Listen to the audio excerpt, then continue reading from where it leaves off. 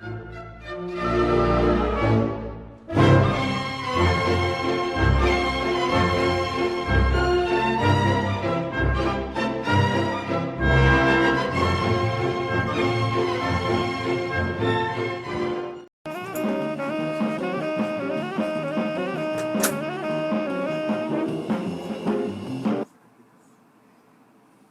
porque tenemos que hacerlo antes. ¿Sí? Sí, tenemos que avisar con anticipación, enviarnos hasta el día. Canal Multimedia. Derecho a tus oídos. News, Canal Multimedia, presenta Societatis, conducido por Elsie Núñez Carpizo y Amparo Apolinar de Jesús, un programa del Seminario de Sociología General y Jurídica.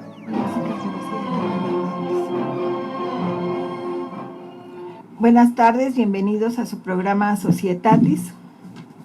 El tema que vamos a comentar el día de hoy es el de pueblos originarios, el dilema entre la integración y la dispersión cultural, con el doctor Rosalío López Durán, a quien agradecemos haber aceptado nuestra invitación.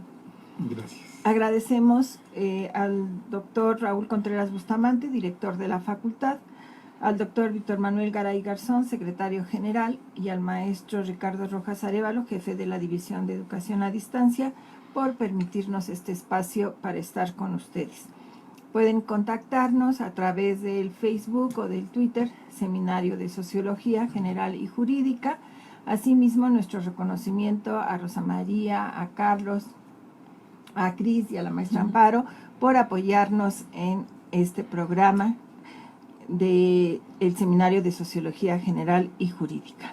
Y voy a ceder el uso de la palabra a la maestra Amparo para que nos dé una muy breve reseña que nos mandó el doctor Rosalío. Por favor. Muchas gracias, doctora. Muy buenas tardes.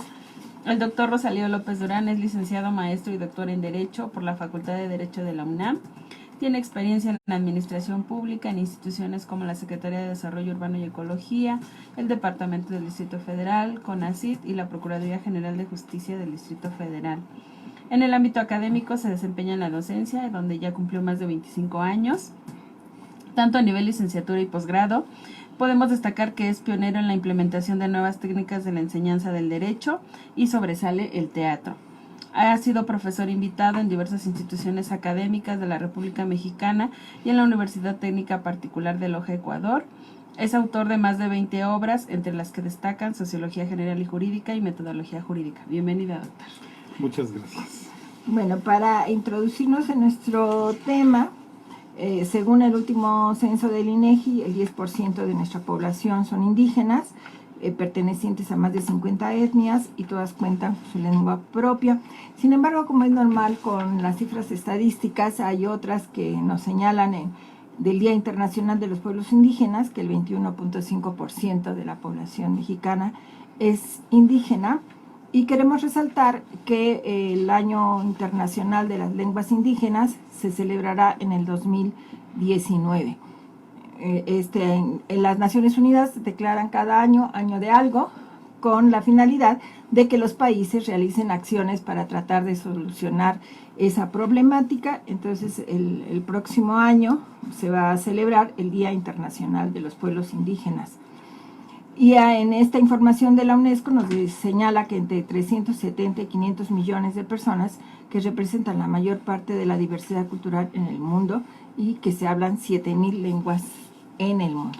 Pero tendremos que partir del concepto. ¿Qué vamos a entender por pueblos originarios? Bien, pudiéramos pensar que son aquellos que estaban antes un hecho catastrófico, creo, es la llegada de los españoles. Se concibe más bien como fusión de culturas, encuentro de mundos, pero pensemos que es todo eso y adicionalmente hecho catastrófico. Y entonces, bajo ese contexto, por pueblos originarios se considera a todos aquellos que ya estaban aquí antes de que ellos llegaran, haciendo la salvedad de que creo que todos somos inmigrantes o somos descendientes de inmigrantes, ¿no? los propios pueblos originarios son descendientes de los inmigrantes que atravesaron el estrecho de Bering en la mayor parte del volumen, algunos por las islas, navegando, llegan de otros lugares, de acuerdo con esta teoría múltiple de la población de lo que conocemos como América. Y entonces, pues bueno, pero bueno, pensemos que considerando este hecho bastante fuerte que implica la conquista por parte de españoles, portugueses y otros pueblos europeos, los que ya estaban aquí pueden ser considerados como pueblos originarios. Y los que descienden de esos pueblos que ya estaban establecidos, creo que reciben la denominación de pueblos originarios.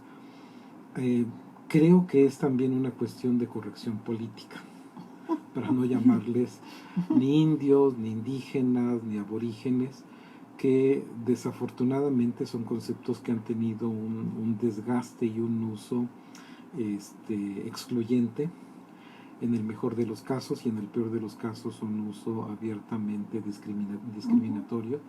Y entonces creo que se está explorando este nuevo vocablo con el fin de utilizar un término que esté libre de cualquier connotación de corte negativo.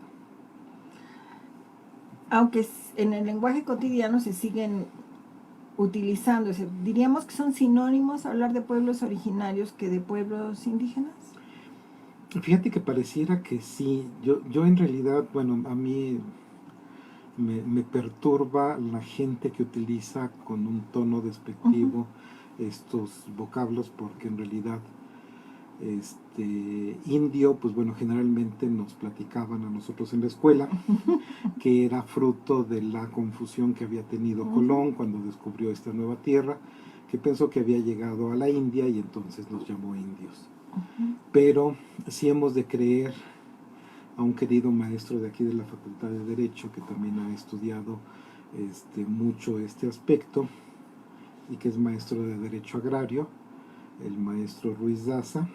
Para él el vocablo indio viene de indios, es decir, gente en Dios, lo cual sería una reafirmación y una respuesta a esta incógnita que hubo al principio de la conquista, en los primeros años después de la conquista, cuando pensaban que, dado que la Biblia no mencionaba a la gente que poblaba este espacio de la tierra, pues pensaban que carecían de espíritu. Y entonces hubo muchos misioneros que inmediatamente dijeron que no, que eran gente indios, es decir, gente de Dios. Ese es uno de los vocablos, y a mí me gusta mucho esta historia.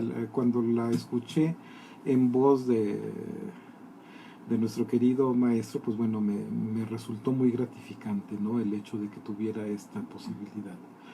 Cuando hablamos de indígena, pues bueno, también es latín y es genos, de lugar, es gente del lugar, lugareño. Entonces, pues perdón, bajo ese contexto, un croata es un indígena de Croacia. Un bávaro sería un indígena de la región sur de Alemania. Entonces, pues en realidad, valga la expresión, todos somos indígenas. Claro, lo que sucede es eso que señalabas, ¿no? Al final se le da una connotación negativa, discriminatoria, y yo pondría entre comillas a veces humillante, ¿no?, para referirse a una persona con el concepto de indígena, ¿no? Como que no es igual a mí, diríamos, ¿no? Así es. Fíjate que no sé si de pronto, en lugar de buscar estos vocablos políticamente correctos, debiéramos asumir la actitud que asumieron ahora sí que los aborígenes de la Ciudad de México. Hace muchos años yo recuerdo que la palabra chilango se consideraba como algo denostativo, y de pronto, de unos 15 años hacia acá, se asumió como orgullosamente una denominación. Sí, entonces hay una revista, hay toda una subcultura de recuperación del orgullo de ser aborigen de esta ciudad.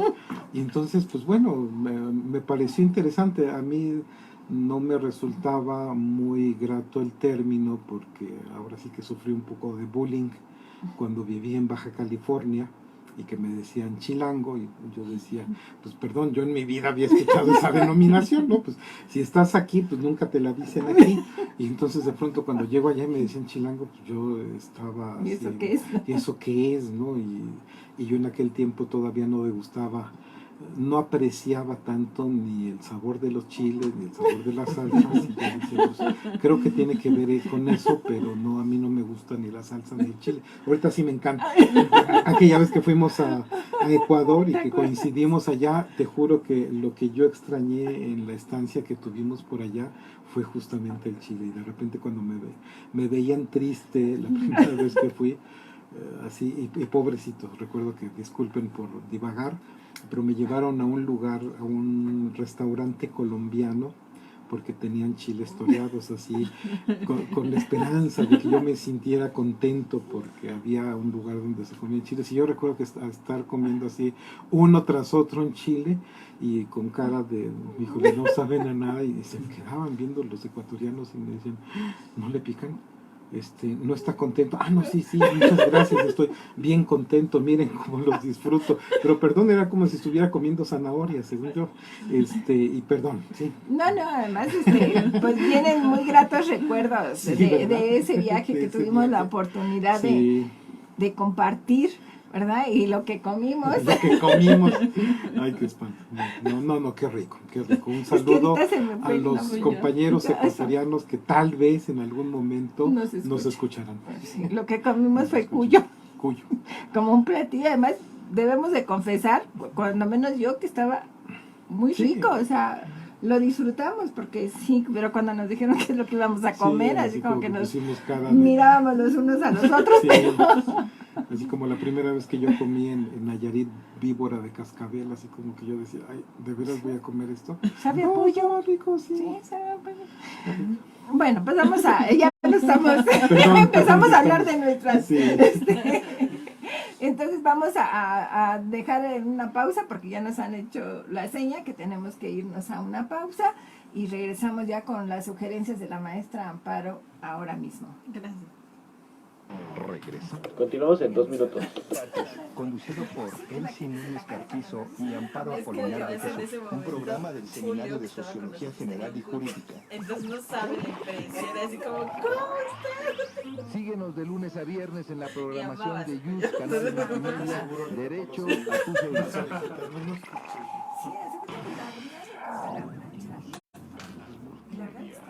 Derecho a tus oídos.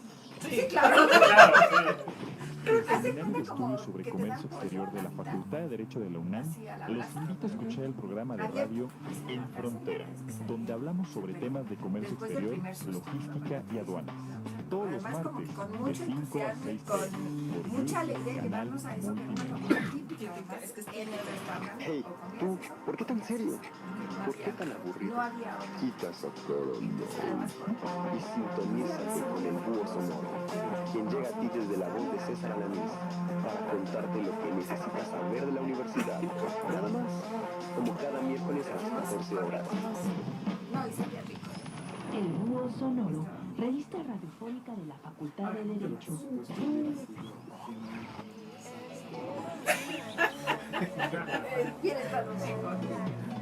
Todos estamos obligados a preservar nuestro entorno. Por supuesto que tú también. No te hagas. Hagamos al planeta genial otra vez. Por un derecho ambiental eficaz. Con Aquilino Vázquez García, como cada jueves a las 12 horas.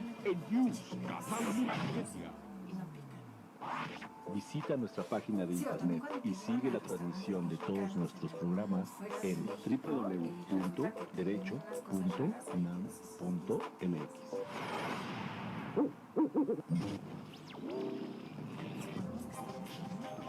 Esta estación es afiliada a la red de radios universitarias de México.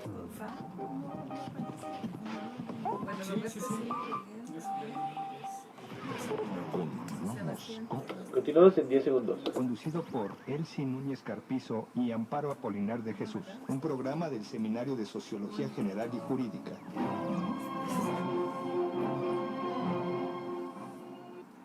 Regresamos con ustedes en su programa Societatis. Estamos hablando sobre pueblos originarios y cedo el uso de la palabra a la maestra Amparo para las recomendaciones de esta semana. Muchas gracias, doctora. Pues ahora sí traemos varias recomendaciones. Las primeras van a ser películas. La primera de ellas, Apocalipto, una película de Estados Unidos de 2006, que fue producida y dirigida por Mel Gibson.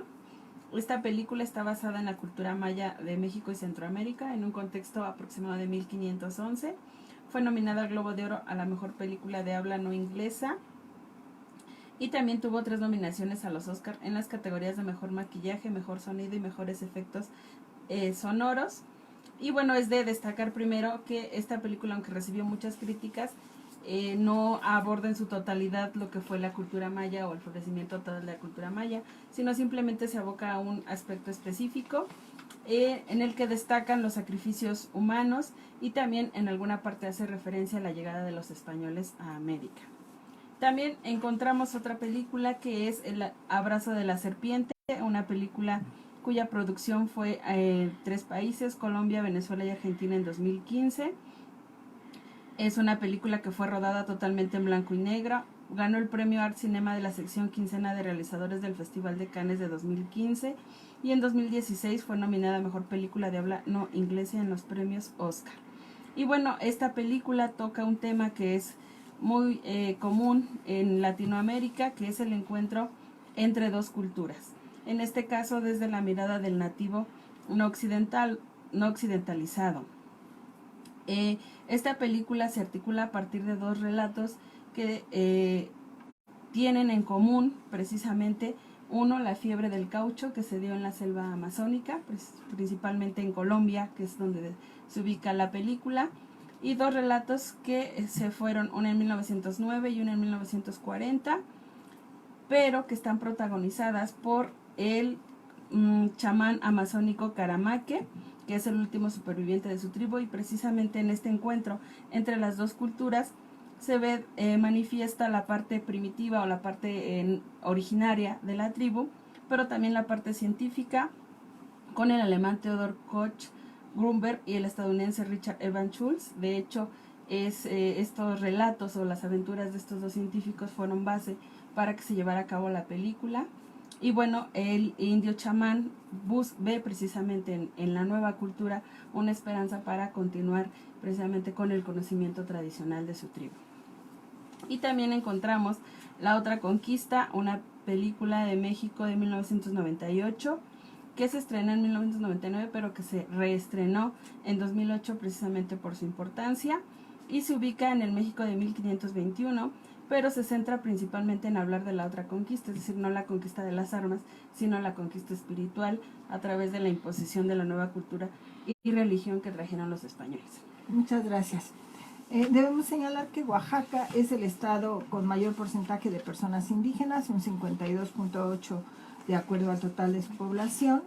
De la población de habla indígena, solo 13 de cada 100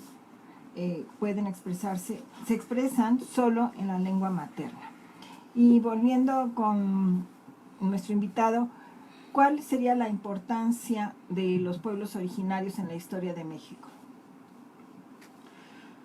Bien, desde el ángulo en que nos reconocemos, yo al menos y muchos de los colegas nos reconocemos como mestizos, creo que ese es en definitiva el primer punto que debemos de resaltar, ¿no? Yo me reconozco como mestizo cultural, no sé, para mí sería así agobiante tratar de ver mis orígenes genéticos, porque hay que flojera, ¿no? Tengo demasiado por delante para preocuparme genéticamente que soy, pero culturalmente sí me agrada mucho, me satisface mucho, y creo que justamente la importancia radica en el conocimiento, en la medida en que nosotros podemos conocer quiénes fueron nuestros ancestros en términos generales, no particulares. Creo que podemos apreciar más que nada lo que somos, los valores, pero también lo que podemos hacer. Yo platicaba con algunos de nuestros colegas que yo siento tanta identificación entre las raíces grecolatinas que tenemos, finalmente hasta aprendemos, tenemos cursos de raíces, de etimologías en la educación media superior, y me resulta significativo leer mitologías, etcétera, etcétera, como aquello que forma parte de la cultura ancestral que tenemos. Finalmente, sin querer, hasta que no hacemos un recuento externo o cuando estamos en otro espacio, nos damos cuenta toda la carga prehispánica que tenemos, ¿sí? Cuando fuimos a Ecuador y que de repente utilizábamos alguna expresión y que se nos quedaban viendo así los pobres ecuatorianos, y yo decía, chin, ya estoy diciendo una palabra que no es de uso habitual aquí, ¿no? Y entonces ya de pronto algunos muy amablemente y con mucha timidez decían, perdón, ¿qué quiere decir eso? ¿O qué está diciendo? Y entonces, pues bueno, en ese momento te das cuenta de esta forma inconsciente en que traemos la carga cultural, y que es padrísimo hacerlo consciente, ¿no? Para mí es muy significativo, y de repente me da mucho orgullo y mucho gusto cuando algunos de los compañeros que vienen de visita, que vienen a hacer cursos con nosotros, se esmeran tanto en tratar medio de hablar lo que hablamos nosotros. Tuve una alumna colombiana que diario ensayaba cómo decir Popocatépetl y me decía, ya sé decir Popocatépetl, y ya sé, pobrecita, se le enredaba la lengua, y luego me decía muy triste, para mañana ya lo tengo. Pero me emocionaba este entusiasmo que ella tenía, y alguna vez que fuimos de paseo por aquí, por Tlaxcala, el interés que tenía por ver nuestra cultura. Entonces creo que esto es motivo de un conocimiento propio, ¿no? Claro. Enviamos un saludo que nos están viendo y agradecemos el favor de su atención a Julián Domínguez, Juan Torres, Roberto Paredes, Leonardo Miranda, a Erika Zamora, a Mayrán y Yadira, un saludo, Moy Toral, Carla Martínez, Arián García. Y precisamente eso que señalabas, es decir, cuando vienen extranjeros, iba a decir parece, pero yo creo que vienen mucho más informados de esta historia, con puntos precisos para visitar y conocer, y lo rico que da estos pueblos originarios. Sin embargo, si nos preguntamos actualmente, ¿cuál es la situación de estos pueblos originarios?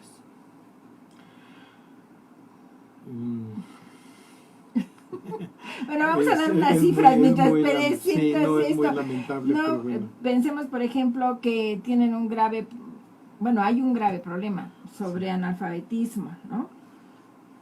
En donde el promedio de escolaridad de una persona de pueblos originarios no incluye la primaria. Un 15% de esta población no está afiliada a ninguna institución de salud. Y volvería yo a destacar, ¿no? Es decir, muchos hablan su lengua y esto les impide accesar o ingresar a los estudios o a la escuela, ¿no? Aunque la legislación señala que deben de tener acceso en su lengua indígena o en esa posibilidad. Sin embargo, de acuerdo a estadísticas de la Secretaría de Educación Pública, pues sobre un 50% los maestros no son bilingües. Entonces, ¿cómo pueden interactuar, no? Me queda la duda de cómo lo hacen si los maestros no son bilingües. Entonces esto pues se vuelve una barrera, ¿no? En relación a poder tener su ingreso a la educación. Fíjate que respecto de tu pregunta, yo te diría que los pueblos originarios tienen las mismas carencias que tiene el 75% de la población nacional, sea o no sea de un pueblo originario, pero adicionalmente se acentúa por toda la historia de 3 siglos de dominación y de pronto todo el siglo XIX, en el cual se trató de imponer un modelo de desarrollo que fue muy ilusorio y que no era incluyente. no tenían por qué poseer estas categorías que ahorita sí poseemos nosotros. Es decir, podemos ver lo que hicieron los liberales con toda la buena voluntad, como el desastre que ocasiona un médico que, pretendiendo curar un padecimiento, lo que hace es agravarlo. Creo que es la forma en que yo trato de ver de una manera muy amable la actuación de los liberales. Los admiro mucho, aprecio mucho el trabajo de los liberales, pero sí estoy consciente de que varias de las medidas, con esta idea de integración a una gran nación, lo que hicieron fue pues prácticamente lo que hicieron los estadounidenses, no tan grave, espero. Sí, ellos no tienen estos problemas porque aniquilaron a sus poblaciones originarias, pero pues nosotros estábamos a punto de, y creo que qué bueno que todavía tenemos una parte importante de nuestra población y tendríamos que acordar con ellos qué es lo que quieren hacer, qué es lo que quieren, que quieren que los apoyemos, si es que los podemos apoyar, ¿sí? Claro, como bien dices, aunque estemos o no de acuerdo, ¿no? Porque varían mucho, pero claro, bueno, tenemos que darles el beneficio de la duda, sí, y servirnos de pauta, ¿no? Se considera que la población en México de los pueblos originarios, aproximadamente un 70% de ellos están en pobreza o en pobreza extrema. En relación al medio urbano, pues la diferencia es totalmente distinta, ¿no? Mientras que en la población de pueblos originarios estamos hablando casi de un 70%, en las poblaciones no indígenas hablaríamos de un 40%, ¿no? Y obviamente estos porcentajes, desafortunadamente, yo creo que en vez de irse disminuyendo, se van incrementando. Y si esto lo vinculáramos o lo vinculamos al trato que reciben desde la perspectiva de los derechos humanos, es creo que muchísimo más grave. No sé, de pronto, para mí las dos ocasiones que me has invitado a los diplomados sobre grupos vulnerables y que me ha tocado la fortuna de exponer o de trabajar con los compañeros el tema de los pueblos originarios, me ha dado mucho gusto y generalmente le divido en dos partes el curso, ¿no? La primera parte es este elogio de los logros culturales que tuvieron en la época prehispánica, lo sorprendente de el nivel técnico que lograron, lo increíble que resulta el hecho de que nuestros pueblos originarios prehispánicos fueron los primeros que, sin saberlo, sin tener estas categorías conceptuales, hicieron biotecnología, porque la transformación que hicieron del maíz fue algo fascinante. Se quedan perplejos los investigadores contemporáneos al ver lo que lograron los indígenas, y eso es por supuesto un gran motivo de orgullo. Y lo resaltamos mucho, lo vemos en clase, las construcciones, las culturas y demás, pero luego llega la parte de los débitos, ¿no? Esto que debemos como sociedad en general y que decimos, pues qué lamentable que no hayamos podido en 200 años de vida independiente y en 100 años, más de 100 años de régimen revolucionario, no hayamos podido modificar bueno, un poquito nada más, pero no los términos que debieran de haber sido, no las cifras.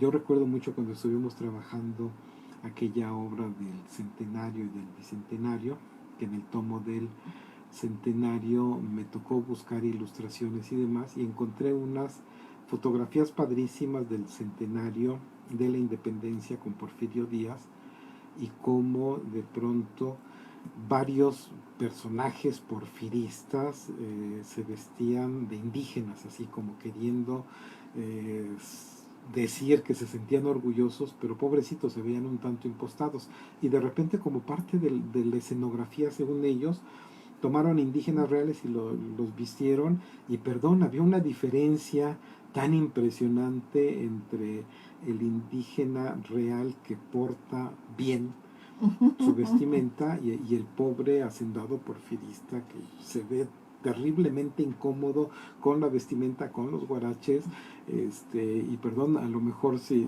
Porfirio Díaz se pintaba la cara con arroz para parecer más blanquito, pues a lo mejor el hacendado algo utilizó para verse más morenito, y perdón, se veía terriblemente impostado, ¿no? Y uno dice, bueno, pues ¿por qué no solo en estas fechas de celebración sacamos a relucir nuestro orgullo, y por qué no nos sentimos orgullosos por lo que son en este momento y por lo que están haciendo? Claro, el video que está hecho del centenario precisamente es espectacular, ¿eh? O sea, yo lo recomendaría, seguramente estará en las redes sociales porque ahora ahí está todo, pero hay un desfile que se hace precisamente con el motivo del centenario y es espectacular, ¿no? O sea, aparte por la grandeza que ameritaba el evento, los 100 años y todo, entonces sí es, y además pues las instituciones que se crearon en esa época, ¿no? Entonces, pues ahí les dejamos una tarea.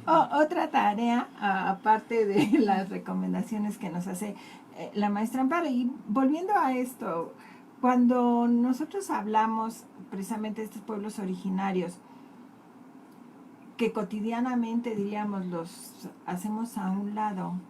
Sin embargo, cuando se trata de ver al extranjero, entonces sí sale como ese espíritu de soy muy patriota o soy muy mexicano, ¿no? Entonces esto no sería, o es una contradicción, es decir, yo en lo interno, ¿no? En lo nacional, lo desdeño, sin embargo, hacia el exterior, entre comillas, aparentaría o aparento un orgullo de eso.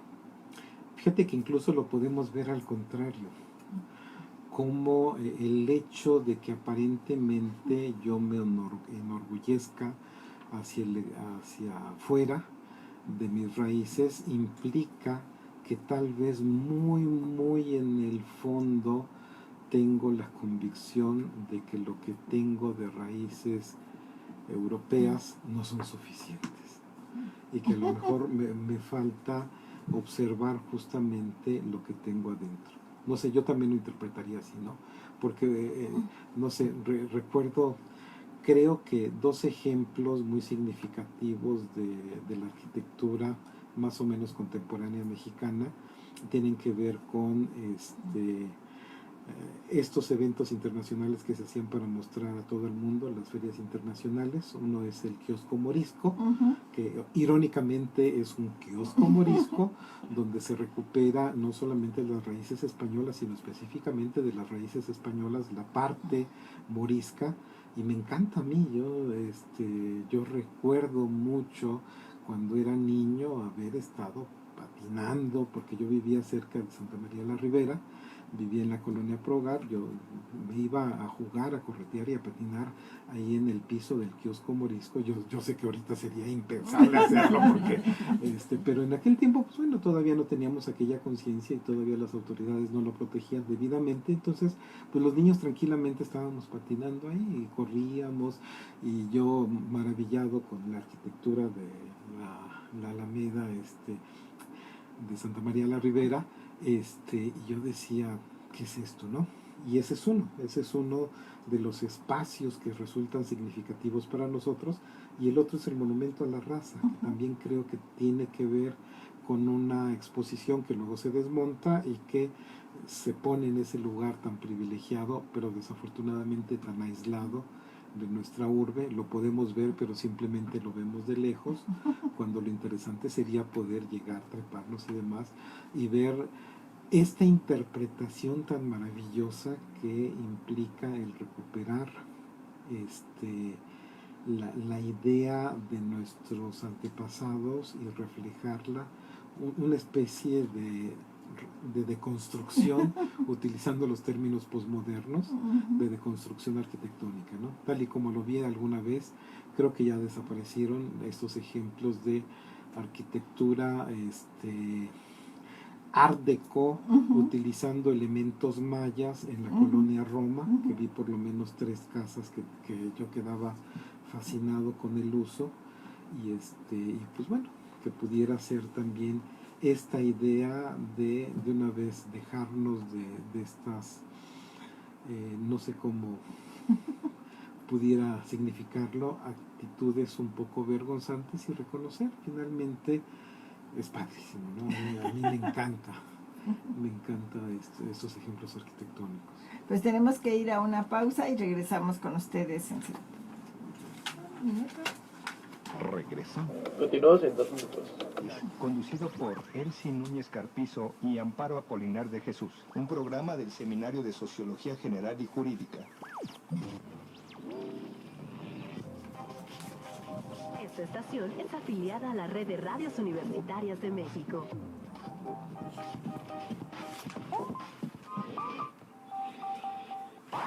Visita nuestra página de internet y sigue la transmisión de todos nuestros programas en www.derecho.unam.mx.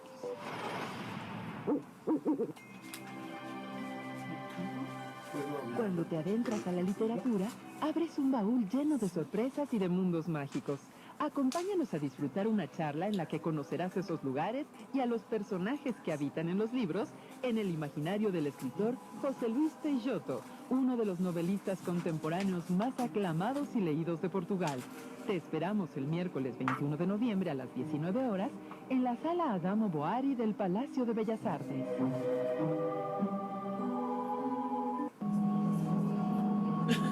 Adéntrate a los caminos de la danza contemporánea.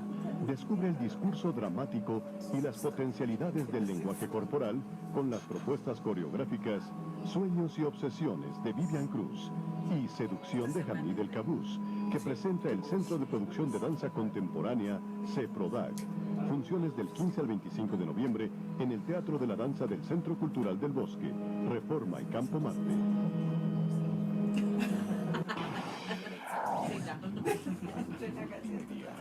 Derecho a tus oídos.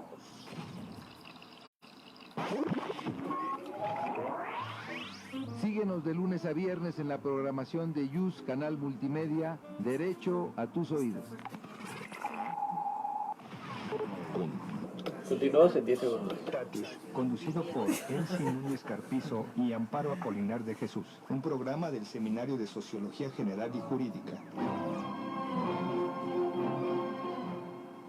Regresamos nuevamente con ustedes y cedo el uso de la palabra a la maestra Amparo para las recomendaciones, que hoy van a tener varias recomendaciones, lo cual nos da mucho gusto porque al principio teníamos dudas y íbamos a localizar información, pero afortunadamente sí, y por favor dinos estas recomendaciones para tomarlas en cuenta. Muchas gracias, doctora. Pues no podíamos dejar de mencionar a propósito del tema, pues nuestro cine de oro mexicano, que en esta ocasión está representado por 2 películas. La primera de ellas, Tizoc, de 1957, una cinta dirigida por Ismael Rodríguez y cuyos protagonistas pues tenemos a Pedro Infante y María Félix, ¿no? A propósito de que apenas festejamos el centenario No del más del natalicio. centenario, creo que sí. 101, si no me equivoco. Bueno, esta película ganó en el Festival de Berlín el Oso de Plata para Pedro Infante, precisamente por su actuación en la cinta. Y bueno, pues nos narra la trágica historia de amor entre el indio Tizoc, habitante de la Sierra de Oaxaca, y María, que una mujer criolla proveniente de la ciudad y que aparentemente arrogante y orgullosa, sin embargo al final pues aprende a apreciar precisamente la sabiduría y el buen corazón de Tizoc. En esta misma tesitura encontramos a la película María Candelaria, una película mexicana de 1943 que fue dirigida y escrita por Emilio El Indio Fernández y protagonizada por Dolores del Río y Pedro Armendáriz. Fue ganadora de la Palma de Oro del Festival de Cannes de 1946. Y bueno, esta historia está basada en un hecho real que ocurrió en 1909 en los canales de Xochimilco, en la Ciudad de México. Y bueno, es donde se desarrolla precisamente historia dramática de amor entre María Candelaria y Lorenzo Rafael, que desean contraer matrimonio. Sin embargo, una serie de adversidades les impiden consolidar esta idea. Entonces, son muy buenas recomendaciones. También desde el punto de vista de documental y de cortometraje, pues los pueblos originarios han sido objeto de reflexión.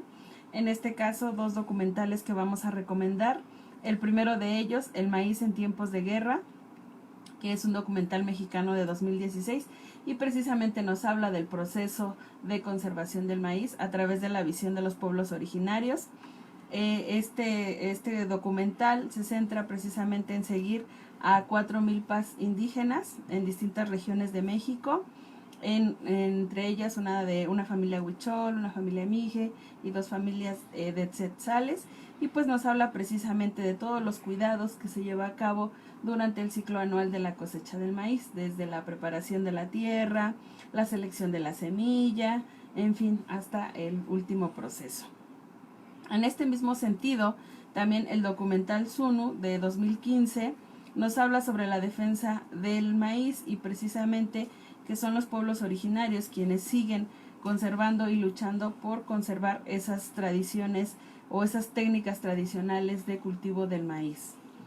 También encontramos 2 cortometrajes, uno que se llama Tlalinantli o Madre Tierra, que precisamente nos hace reflexionar sobre lo que nos enseñan los pueblos indígenas en relación a la conservación de la naturaleza. Nos enseñan precisamente a ver esta conexión entre los elementos de la naturaleza y la importancia de al final ver a la tierra, ¿verdad?, como nuestra madre y la conexión que debemos de sentir con ella.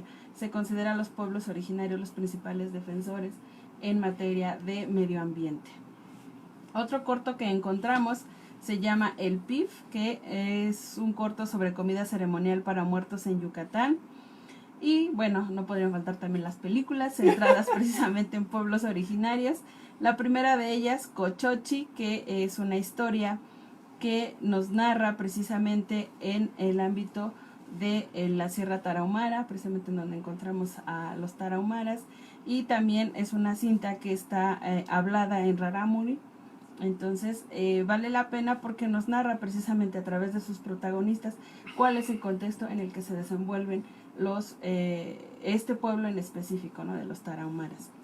También encontramos la cinta Ixcanul, es una cinta de Guatemala de 2015, y bueno, esta cinta gira en torno precisamente a uno de los fenómenos que todavía se da en los pueblos indígenas, que son los matrimonios arreglados, y precisamente la protagonista pues busca luchar en contra de esta tradición, pero también esta cinta llena de simbolismo pues nos hace ver qué es el día a día de los pueblos rurales presentes en las comunidades, la violencia, la pobreza, ¿verdad?, el no tener acceso a los servicios. Muchas gracias. Es que pues tenemos una tarea importante este fin de semana, sobre todo para verlos y tener un acercamiento a la problemática de estos pueblos originarios. Luisa Casiano, que nos manda saludos a todos. Alejandro Guzmán, Axel Sanz, saludos específicos para la maestra Amparo. Entonces yo voy a decir mis alumnas del grupo 2, Diana Iniestra, Angie, Baday Venegas, Karen Itzel, Scarlett Alvarado y Bere García, que también nos manda saludos a todos. Ahora, y ahorita de lo que decías, ¿no? Es decir, y complementando con lo que decía Rosalío, sí, yo soy del área de los mayas, que como bien saben, y los mayas fueron muy adelantados, ¿no? Tenemos el orgullo de decir que conocieron el cero, que no conocieron otras culturas, las construcciones son espectaculares, y ahí siempre queda la incógnita, ¿qué pasó con ellos, ¿no? En un momento, a pesar de ser una cultura tan adelantada, pues de repente desaparecen, ¿no? Sin embargo, en esa zona se conserva el maya, o sea, tú puedes ir a esa región y en el mercado, por ejemplo, es fácil que tú encuentres que las personas están hablando en maya, y muchas palabras del maya se han, digamos, adoptado al lenguaje cotidiano, ¿no? Y se usan, y esto, aunque no hables maya, sí tienes en tu vocabulario una serie de palabras mayas que se siguen usando, el pi, por ejemplo, ¿no?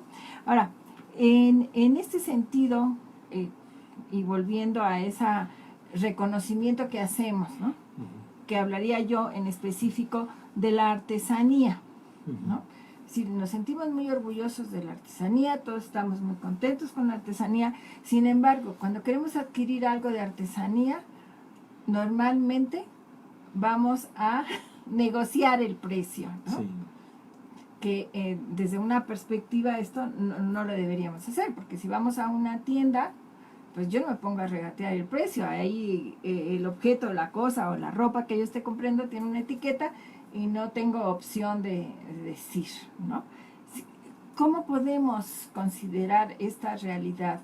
¿O qué podemos hacer para cambiar? Porque por un lado me siento orgulloso, volvemos a esa contradicción, ¿no? Me siento orgulloso, pero sin embargo si yo la compro, cosa que por ejemplo el turista extranjero no hace, ¿no? O sea, si vamos a Coyoacán, a la Casa de las Artesanías, pues el precio que le dicen lo paga muy contento además, ¿no? O sea, me consta que muy contento en la mayoría de los... Claro, por la diferencia del cambio, pero, o sea, no vamos quitando eso, ¿no? O sea, se evalúa mucho la artesanía mexicana. Sin embargo, nosotros, ¿no? En general, vemos que no estamos reconociendo el valor que tiene, porque cuando estamos regateando, pues creo que es incorrecto, ¿no? O sea, deberíamos también hacerlo. ¿Qué piensas al respecto? Fíjate que es una pésima costumbre citadina heredada del siglo XIX, porque es algo curioso. Por ahí leí en alguna crónica que el primer gran almacén que llega aquí a la Ciudad de México es el Palacio de Hierro, ¿sí? Y cosa curiosa, cuando lo instalan, los empleados estaban, que no eran nacionales, eran gente traída, porque primero llegaron y ya luego empezaron a capacitar a los locales. Estaban sorprendidos de que las damas de alta alcurnia de la pseudo aristocracia o de la aristocracia tlachiquera porfirista empezaran a regatear. Y ellos quedaban así como que, no, perdón, es que este es el precio.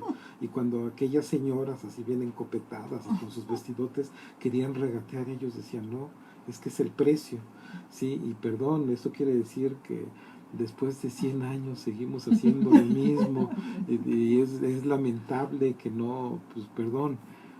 Yo lo veo en esta fiebre, que creo que ahora fue menos, pero la fiebre consumista del Buen Fin, que en realidad, pues perdón, a mí me llegaron muchos mensajes de amigos que el antes y después, ¿no? Lo que valía antes este producto, todo lo que le subieron, y luego con el descuento, es más, hasta te sale un poquito caro, más caro que si lo hubieras comprado la semana pasada, sí, ¿no? Entonces, tú dices, pues perdón, tendríamos que culturalmente hacer un esfuerzo por acabar con esto, y adicionalmente, como bien lo dices, reconocer el valor agregado que tiene el trabajo humano en cada producto, ¿no? Yo de repente veo cosas que, artesanías que yo digo, simplemente esto que de repente venden aquí afuera de la universidad, las figuritas de palo fierro, que dices, no inventes, o sea, triste madera tan fuerte, tan dura, tan difícil de trabajar, y tan bonito que se ve la figura, y de repente sí, yo veo como gente, ¿cuánto es lo menos? No, pues perdón, es que está, de por sí está barato, cómpralo así, ¿por qué quieres regatear a fuerza?